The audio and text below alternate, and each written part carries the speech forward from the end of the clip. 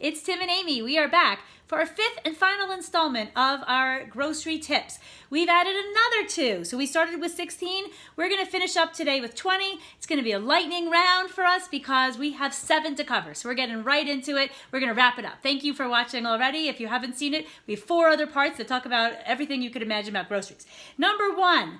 Cook from scratch. So forget buying canned beans, forget buying salad dressing.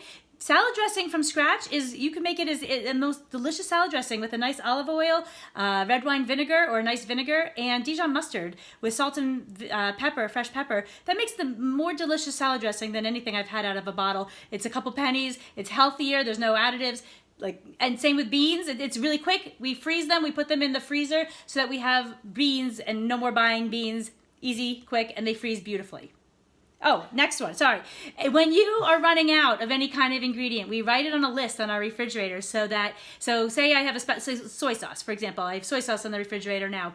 I will be passing by the soy sauce aisle and look for that to go on sale. So I don't need it immediately because I haven't run out yet. It's just I'm starting to run a little bit low and I want to buy it when it's on sale. So knowing the sale price that we talked about last time is a good thing to know it's a good deal, but keep a list of things you're running out of and buy them when they're on sale in advance of running out of them before you're paying full price. Yeah, and so one of the other things we wanted to mention is we don't really use coupons. So coupons are something that if we run across something in the paper and we know we buy it on a regular basis, we may clip it out. But as a rule, we don't use them. Typically, they're focused on processed foods and things that we just don't use. And so we don't use them. Certainly, if you want to add those, they can save you a nickel here and there. Rain checks are also something we wanted to mention. So anytime you go to the grocery store and things are on sale, if they don't have them available, you can ask for a rain check, and then you have a couple of weeks or sometimes up to a month or so. Sometimes and forever. So every store is different. Ask for a rain check. You certainly want to ask for one of those. Ask for a rain check. So we do that regularly. Yep. Okay, next.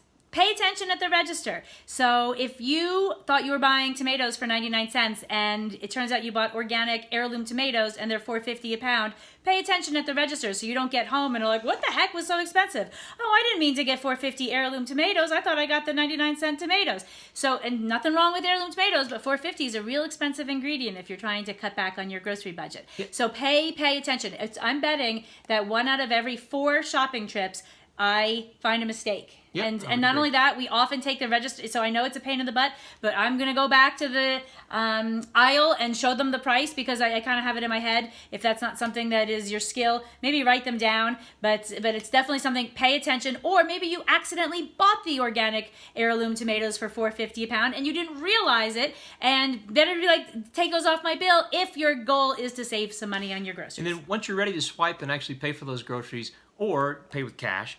If you are using a credit card, it's often credit cards will have a bonus on grocery stores, and so it's important to pay attention to the credit cards that you might have in your wallet and make sure that the store or the credit card that you're using to pay for your groceries, if you do have one in your wallet that has bonuses, make sure and use the one that applies to grocery stores. Yep, and the 20th, we are done, and we're gonna make it. The 20th is a lot of things go great in the freezer. So we just bought pounds of onions today at a huge discount. Tim, my fabulous sous chef, is chopping up the wazoo with our onions, and he's popping those babies in the freezer. Onions freeze great. Meat, raw meat, freezes beautifully. Sometimes we stick bread when we're going on vacation. We stick half a loaf of unused bread in our refrigerator and take that right out. If you went in fresh, it comes out great.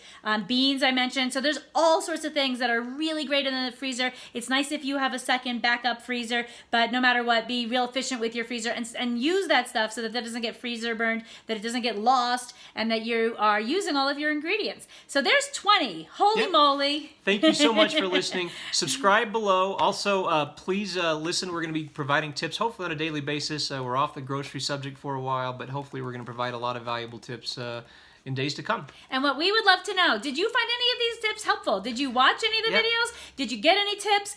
Do you have tips that we didn't cover? We certainly don't know everything about how to save money on groceries. That's how we spend about $200. I put it in the first episode. We spend about $250 a month on our groceries. Those 20 tips are how we do it. We would love to learn other tips. We love comments and feedback. So even if you don't like what we're doing, comment below. We don't want to know that. Please don't tell us. Ping me privately and be gentle.